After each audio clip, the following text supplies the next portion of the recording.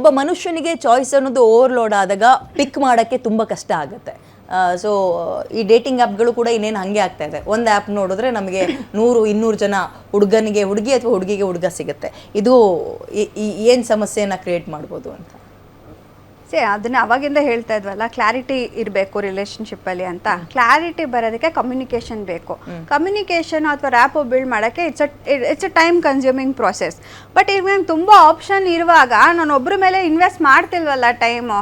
ಇವರು ಜೊತೆನೂ ಮಾತಾಡ್ತಿದ್ದೀನಿ, ಇವ್ರ ಜೊತೆನೂ ಮಾತಾಡ್ತಿದ್ದೀನಿ, ಮತ್ತೊಬ್ರ ಜೊತೆನೂ ಮಾತಾಡ್ತಾ ಇದ್ದೀನಿ. ಸೊ ಆ ಡೆಪ್ತ್ ಬರ್ತಾ ಇಲ್ಲ.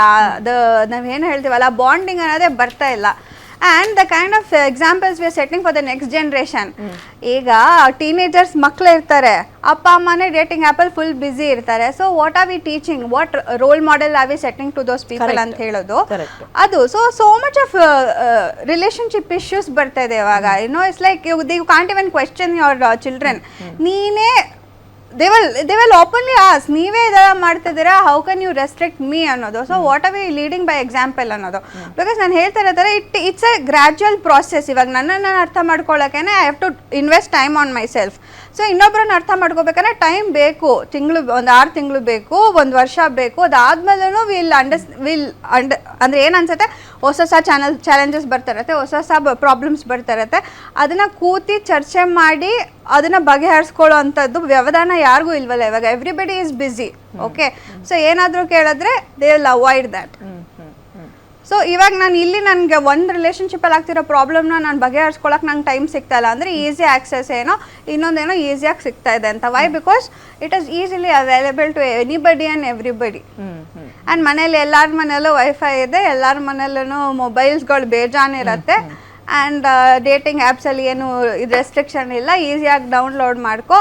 Then you just have to just open. ಇವಾಗ ಏನೇನೋ ಅಂದರೆ ನಾನು ಇನ್ನೊಂದು ಕೇಸ್ನು ಕೇಳಿದ್ದೇವೆ, shocking. It was an adult man. ಚಿಕ್ಕ ಹುಡುಗಿ ಜೊತೆ ಚಿಕ್ಕೊಂದು ಥರನೇ ಚಾಟಿಂಗ್ ಮಾಡಿರೋದು. ಅವ್ನು ಎಲ್ಲಿ ಮಿಡ್ ನೈಟಲ್ಲಿ ಕರೆದ್ರೂ ಶಿ ಇಸ್ ಗಾನ್ ಆಫ್. ಆಮೇಲೆ ದಟ್ ಸ್ಟ್ರೇಂಜರ್ ಅವ್ರ ಪೇರೆಂಟ್ಸಿಗೆ ಹೇಳ್ಕೊಡ್ಬೇಕಂದ್ರೆ ವಾಪಸ್ ಬಂದಿದ್ದಾರೆ. ನೋಡಿ, ನಾನು ಕರೆದ ತಕ್ಷಣ ನಿಮ್ಮ ಮಗಳು ಬಂದರು, ನೀವೇನು ಮಾಡ್ತಾ ಇದ್ರಿ, how was the house not locked, ಮತ್ತು ನೀವು ಯಾಕೆ ಅವ್ರನ್ನ ಮಾನಿಟರ್ ಮಾಡ್ತಿಲ್ಲ ಅಂತ. ಯಾಕಂದ್ರೆ ಇವಾಗ ಟೈಮೇ ಇಲ್ವಲ್ಲ, ಅಂದ್ರೆ ಆ್ಯಪು ಇಲ್ಲ, ಟೈಮ್ ಇಲ್ಲ.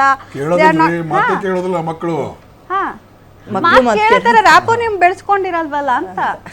ಓಕೆ ಸರ್, ಈಗ ಈ ರೀತಿಯ ಆ್ಯಪ್ಗಳು ಡಿಪಾರ್ಟ್ಮೆಂಟಿಗೆ ಯಾವ ರೀತಿಯ ಚಾಲೆಂಜಸ್ಗಳು ತರುತ್ತೆ ಅಂತೀರಿ? ಇಲ್ಲ, ಏನಾದರೂ ಅಫೆನ್ಸ್ ಆದಾಗ ನಾವು ಅದನ್ನ ಎವಿಡೆನ್ಸ್ ಅಂತ ಪ್ರೂಫ್ ಮಾಡ್ಬೋದು. ಮತ್ತೆ ಅವ್ರೇನು ಎಲ್ಲ ಆದ್ಮೇಲೆ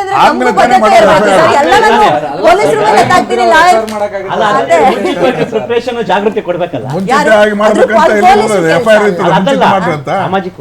ಸಾಮಾಜಿಕವಾಗಿ ಕಾನೂನು ಕೂಡ ಭದ್ರ ಆಗ್ಬೇಕು ಅನ್ನೋದನ್ನ ನಾನು ಕೇಳ್ತೀನಿ. ಆಪ್ಗಳು ಬರ್ತವೆ ಅನ್ನೋ ಕಾರಣಕ್ಕೆ ನಾವು ಕೂಡ ರಿಸೀವ್ ಮಾಡ್ಕೊಳ್ತೀವಿ. ನಮ್ಮಲ್ಲಿ ಏನಿದೆ, ಕಾನೂನು ಆರೋಪಿಯ ಮನವನ್ನ ಪರಿವರ್ತನೆ ಮಾಡೋ ಉದ್ದೇಶದಿಂದ ನಮ್ಮಲ್ಲಿ ಕಾನೂನು ಉದ್ಧಾರ ಆಗ್ಲಿ, ಅವನು ಪರಿವರ್ತನೆ ಆಗ್ಲಿ, ಒಳ್ಳೆ ಮನುಷ್ಯ ಆಗ್ಲಿ ಅನ್ನೋ ಉದ್ದೇಶದಿಂದ ಕಾನೂನು ಮಾಡಿದ್ದಾರೆ. ಈ ಗಲ್ಫ್ ಕಂಟ್ರಿಯಲ್ಲಿ ಹೆಂಗ್ ಕಳು ಮಾಡಿದ್ರೆ ಕೈ ಕಟ್ ಮಾಡ್ತಾರೆ, ಹಾಗೆ ಇಲ್ಲಿ ಮಾಡ್ಲಿ ಅಂತ ಕಾನೂನು ಬೇಕು. ಹೆಂಗಿದೆ ಉದಾಹರಣೆ ಅಂದ್ರೆ, ಈಗ ಎದುರುಗಡೆ ಒಬ್ಬ ಕೊಲೆ ಮಾಡಕ್ ರೆಡಿ ಇರ್ತಾನೆ ಒಬ್ಬ ಮನುಷ್ಯನ, ನಾನು ಇಲ್ಲಿ ಒಬ್ಬ ಆರಕ್ಷಕನಾಗಿ ನಿಂತಿರ್ತೀನಿ, ಕೊಲೆ ಮಾಡಿ ಆಮೇಲೆ ನಾನು ಬರ್ತೀನಿ. ಹಂಗಿಲ್ಲ, ನಾನು ಹೇಳೋದು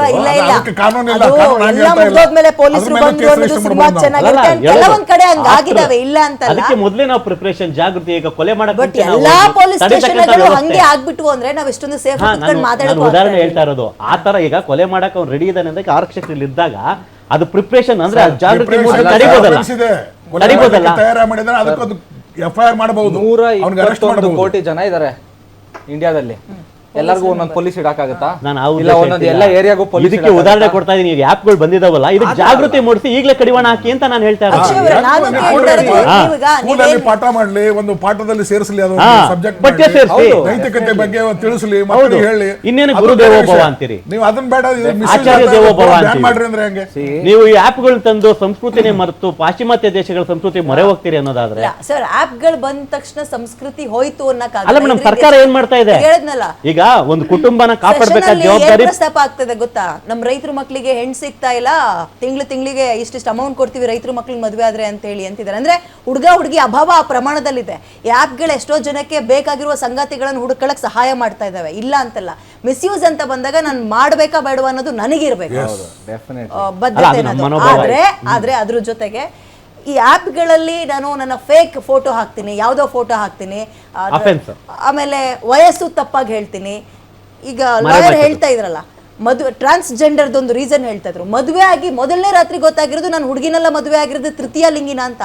ಇಂಥ ಕೇಸ್ಗಳೆಲ್ಲ ಆಗಬಾರ್ದು ಅಂದ್ರೆ ಏನು, ಡೇಟಿಂಗ್ ಆಪ್ಗಳು ಸಹಾಯ ಮಾಡುತ್ತೆ ಒಬ್ಬೊಬ್ಬರನ್ನ ಅರ್ಥಕೊಳ್ಳಕ್ಕೆ ಅಂತ. ಸೊ ಪಾಸಿಬಿಲಿಟೀಸು ಇದೆ, ಡಿಸ್ಅಡ್ವಾಂಟೇಜು ಇದೆ. ನಾವು ಹೆಂಗ್ ತಗೊಳ್ತೀವಿ ಅನ್ನೋದು ಇಂಪಾರ್ಟೆಂಟ್ ಆಗುತ್ತೆ. ಅಂದ ಮಾತ್ರಕ್ಕೆ ಬರೀ ನಮ್ಮ ಮೇಲೆ ನಿಂತ್ಕೊಳ್ಳಲ್ಲ, ಕಾನೂನು ಸ್ವಲ್ಪ ಭದ್ರ ಆಗ್ಬೇಕು. ಈ ಯಾವ್ದೋ ಫೋಟೋ ಯಾವ್ದೋ ID ಕೊಡ್ತೀನಿ, ಇನ್ನೇನೋ ಅಲ್ಲಿ ತಪ್ಪಾಗಿ ಹಾಕ್ತೀನಿ ಅಂದಾಗ ಅದ್ರ ಮೇಲೆ ಕಣ್ಣಿಡ್ಬೇಕು ಆಪ್ನವರು ಮತ್ತೆ ಸರ್ಕಾರದವರು ಅನ್ನೋದು ನನ್ನ ಪ್ರಶ್ನೆ. ಏನ್ ಸರ್? ಡೆಫಿನೆಟ್ಲಿ ಒಂದು ಭಾಗ ಸರ್ಕಾರದ್ದು ಆ್ಯಪ್ ಅವ್ರದ್ದಾದ್ರೆ ಇನ್ನೊಂದು ಭಾಗ ನಮ್ದಾಗುತ್ತೆ. ಹೌದು. ನಾವೇನು ಒಂದು ಫೋಟೋ ಆ ಆ್ಯಪಲ್ಲಿ ನೋಡಿದ ತಕ್ಷಣ ಅವರೇನಾ ಅನ್ನೋದು ನಮ್ಮ ಕ್ವೆಶನ್ ಬರಬೇಕು. ಫಸ್ಟ್ ಕ್ವೆಶನ್ ಅದೇ ಬರಬೇಕು. ಅವರೇ ಆಗಿದ್ರೆ ಮಾತ್ರ ಮುಂದುವರಿರಿ. ನೀವು ಅಟ್ ದಿ ಆಫ್ ಸೆಟ್ಟು ಗೊತ್ತಾಗೋದಿಲ್ಲ ಅದು ಅವರೇನಾ ಅಂತ.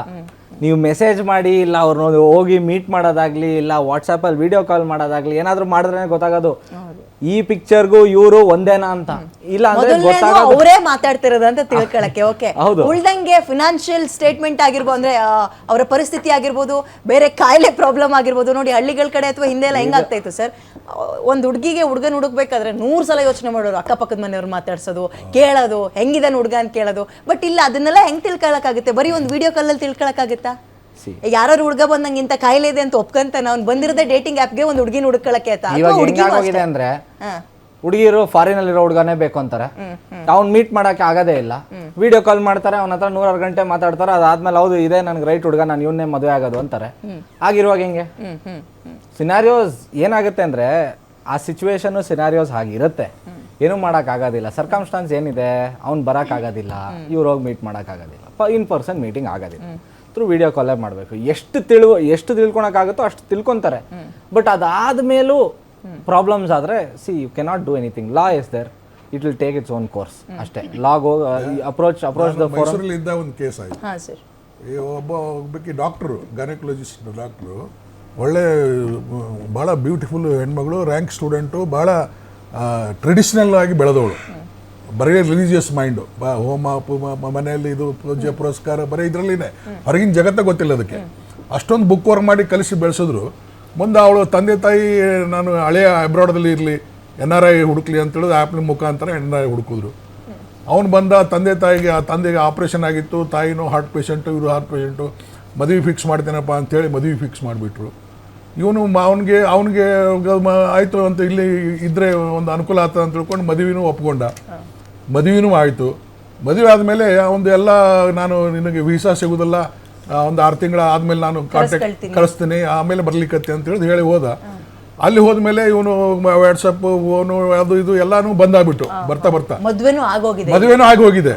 ಬಂದಾದ್ಮೇಲೆ ಇವರು ಆ ಹುಡುಗಿ ಮೆಂಟಲ್ ಒಂಥರ ಸ್ಟ್ರೆಸ್ ಇದು ಆಗ್ಬಿಟ್ಲು. ಯಾಕೆ ಬರಲಿಲ್ಲ, ಎಲ್ಲ ಬಂದ್ ಮಾಡಿದ್ದಾನೆ, ಎಲ್ಲ ಏನು ಮಾತಾ ಇಲ್ಲ ಅಂದ್ಕೊಳ್ಳೇನೆ ಅದು ಅಲ್ಲಿ ಹೋಗಿ ವಿಚಾರಿಸ ಅಂತ ಹೇಳಿದ್ದಾರೆ ಅವ್ರ ಸಂಬಂಧಿಕರಿಗೆ. ನೋಡಿ ಈ ಹುಡುಗನ ಮದುವೆ ಆಗಿದ್ದಾರೆ, ನಮ್ಮ ಹಳೆಯನಿಗೆ ಇಂಥಲ್ಲಿದ್ದಾನೆ, ನೀವು ಹೋಗಿ ಚೆಕ್ ಮಾಡಂತ. ಅಲ್ಲಿ ಹೋಗಿ ಚೆಕ್ ಮಾಡಿದ್ರೆ ಅವನಿಗೆ ಮದುವೆ ಆಗಿ 2 ಮಕ್ಕಳಿದ್ದಾವೆ, ಅಲ್ಲಿ ಹೆಣ್ತಿನ ಮದುವೆ ಆಗಿದ್ದಾನೆ. ಇಲ್ಲಿ ಬಂದ್ರೆ ಅವನಿಗೆ ನಾವು ಕೊನೆಗೆ ಅವನಿಗೆ ನೋಡಿ ಕರೆಸಿ ನೋಡಿ ಅದು ಗೊತ್ತಾಯ್ತು ಮನೆಯಲ್ಲಿ. ಆ ಹುಡುಗಿ ಸಿ ಕಮಿಟೆಡ್ ಸೂಸೈಡ್. ನೋಡಿ ಇದು ನಾವು ಯಾವ ತಂದೆ ತಾಯಿ ಸಾಲ ಸೂಲ ಮಾಡಿಕೊಂಡು ಅಷ್ಟು ಸ್ಫುರದ್ರೂಪಿ ಇದ್ರೂ ಯಾಕೆ ಅದನ್ನ ಆ್ಯಪ್ ಮುಖಾಂತರ ಮದುವೆ ಮಾಡಿ ಆಕಿನ ಜೀವನ ಇದು ಹಾಳು ಮಾಡಿದ್ರು. ಅದು ರಾಂಗ್ ಡಿಸಿಷನ್. ಅವಳದೂ ಆತ್ಮಹತ್ಯೆ ಮಾಡ್ಕೊಳ್ಳೋದು ರಾಂಗ್ನೇ. ಗಂಡನೇ ಅವಶ್ಯಕತೆ ಏನ್ರಿ, ಓದಿದಾಳೆ, ಬೇಕಾದಂಗೆ 20 ಮಂದಿ ಸಿಗ್ತಾರೆ ಮದುವೆ ಮಾಡ್ಕೊಳ್ಳಿಕ್ಕೆ. ಇಂಥ ಪರಿಸ್ಥಿತಿಯಲ್ಲಿ ಏನು ಮಾಡ್ತೀರ ಅದಕ್ಕೆ? ಈ ಥರ ಆ್ಯಪ್ಲಿಂದನೇ ಇದು ಆಗಿದ್ದು ಹಣೆ ಬರ. ಇನ್ನು ಆ್ಯಪೇ ಬ್ಯಾನ್ ಮಾಡ್ಬೇಕಂದ್ರೆ ಹೆಂಗೆ ಈಗ ಆಗಿದೆ ಅಂದ್ರೆ ಇನ್ನೊಂದು ಬೆಳವಣಿಗೆನೂ ಆಗ್ತಾ ಇದೆ. 2ನೇ ಮದುವೆಗೆ ಇವಾಗ ಏನು ಅಂತ ಸರ್ಪ್ರೈಸಿಂಗ್ ಆಗುವಂತ ವಿಷಯ ಅಲ್ಲ, ವೆರಿ ನಾರ್ಮಲ್. 2ನೇ ಮದುವೆಗಳಾಗ್ತಾ ಇದಾವೆ. ಇವಾಗ ಏನ್ ಮೊದಲ ತರ ಸ್ಟಿಗ್ಮಾ ಇಲ್ಲ, ಅಯ್ಯೋ 2ನೇ ಮದುವೆ ಆಗ್ತಾ ಇದ್ದಾಳು ಅನ್ನೋದಿಲ್ಲ, ಆಗ್ತಾ ಇದ್ದಾನೆ ಅನ್ನೋದಿಲ್ಲ. ಆರಾಮಾಗಿ ಆಗ್ತಾರೆ. ನಮ್ಮಲ್ಲಿ ಸತ್ಯೊಡನೆ ಸಾಗಮನ ಇತ್ತು ಮೊದಲು, ಸನಾತನ ಧರ್ಮ. ಜೊತೆ ಹೋಗು ನೀನು ಹೋಗಂತ ಬೆಂಕಿ ನೀನು ಅಂತ. ಈಗಿದ್ಯಾ ಹಂಗೆ? ಈಗೇನಿದೆ ಹಾಗೆ ಬದಲಾವಣೆ ಅನಿವಾರ್ಯ. ಬದಲಾವಣೆ ಆಗ್ತಾ ಇದೆ. We are becoming more open. ಏನಂತೀರಾ ರಾಜು ಅವರೇ? Last comment. ಲಾಸ್ಟ್ ಸೊ ಬರೀ ಬೈಯೋದೇ ಬೇಡ ಆಪ್ಗಳಿಗೆ, ಅದರಿಂದ ಅನುಕೂಲಗಳು ಇದಾವೆ ಅಂತ. ಬೈಯೋದೇನು ಬೇಡ. ಘನ ನ್ಯಾಯಾಲಯಕ್ಕೆ ಮತ್ತೊಮ್ಮೆ ಏನು ಒಂದು ಆದೇಶ ನೀಡಿದ್ಯಲ್ಲ, ಅದರಲ್ಲಿ ಕೆಲವು ಮಾರ್ಪಾಡುಗಳನ್ನ ಮಾಡಿ, ಅಂದ್ರೆ ಜನ ಬದುಕಲಂತ ವ್ಯವಸ್ಥೆನಲ್ಲಿ ಅಂದ್ರೆ ದಾರಿ ತಪ್ಪೋದು ಬೇಡ. ಈಗ ಏನು ಇಲ್ದೇನೆ, ಕಾನೂನು ಇಲ್ದೇನೆ ಅನೇಕ ರೀತಿಯಾದ ದಾರಿ ತಪ್ಪಿರೋದು ಇದುವರೆಗೂ ನೋಡಿದೀವಿ. ಮುಂದಾದ್ರೂ ಇಂಥದನ್ನ ಮನಗೊಂಡು ಘನ ನ್ಯಾಯಾಲಯಕ್ಕೆ ನಾವೆಲ್ಲರೂ ಕೂಡ ಮನವಿಯನ್ನ ಮಾಡ್ತೇವೆ. ದಯಮಾಡಿ ಮಾನವನ ಈ ಸ್ವಇಚ್ಛೆಯಿಂದ ಬದುಕಲಿಕ್ಕೆ ಹೆಣ್ಮಕ್ಳು ಇರ್ಬೋದು, ಗಂಡು ಮಕ್ಳು ಇರ್ಬೋದು, ಈ ಒಂದು ಆಪ್ ಬಂದ್ಬಿಟ್ಟಿದೆ ಅನ್ನೋ ಕಾರಣಕ್ಕೆ ನಾವು ಏನೋ ನಮ್ಗೆ ಸ್ವತಂತ್ರ ಸಿಕ್ತು ಅಂತ ಮುಂದೆ ಹೋಗೋದು. ಅಯ್ಯೋ, ಇದನ್ ಬರೀ ಹುಡುಗಿರಿಗೆ ಹುಡುಗರಿಗೆ ಹೇಳೋದು ಅಗತ್ಯ ಇಲ್ಲ ಸರ್. ಅವ್ರು ಬುದ್ಧಿವಂತರಿದ್ದಾರೆ. ಮದ್ವೆ ಆಗಿ 40-50 ವರ್ಷ ಆದ್ಮೇಲೆ ಅಂತವ್ರು ಬಳಸ್ತಾ ಇದಾರೆ. ಅದು ಉದಾಹರಣೆ ಈಗ ಗೀಡನ್ನು ಈಗ 15-16 ವರ್ಷದ ಮಕ್ಕಳು ಪಾಪ ಗೊತ್ತಿಲ್ಲ ಅವಕ್ಕೆ, ಅವು ಬಳಸ್ತಾ ಇದ್ದಲ್ಲ, ಅವ್ರಿಗೆ ಹೇಳ್ಬೇಕು. ಈ 20-30 ವರ್ಷ 35 ವರ್ಷ ಅವ್ರು ತುಂಬಾ ಜವಾಬ್ದಾರಿಯಿಂದ ಮೆಚುರಿಟಿಯಿಂದ ಈಗ ಸದ್ಯಕ್ಕೆ ಇದ್ದಂಗೆ ಕಾಣಿಸ್ತಾ ಇದೆಯಪ್ಪ. ನನ್ನ ಜೀವನ ಹೆಂಗಿರ್ಬೇಕು, ಯಾರ ಜೊತೆ ಇರಬೇಕು ಅಂತ ಡಿಸೈಡ್ ಮಾಡೋ ತಾಕತ್ ಅವ್ರಗಳಿಗಿದೆ. ಮದುವೆಯಾಗಿ ಮಕ್ಕಳಾಗಿರೋರು ಈ ರೀತಿಯಾಗಿ ಹಾಳಾಗ್ತಾ ಇದ್ದಾರೆ. ಡೇಟಿಂಗ್ ಆ್ಯಪ್ಗಳು ಹಾಳು ಮಾಡ್ತಾ ಇದ್ದಾರೆ.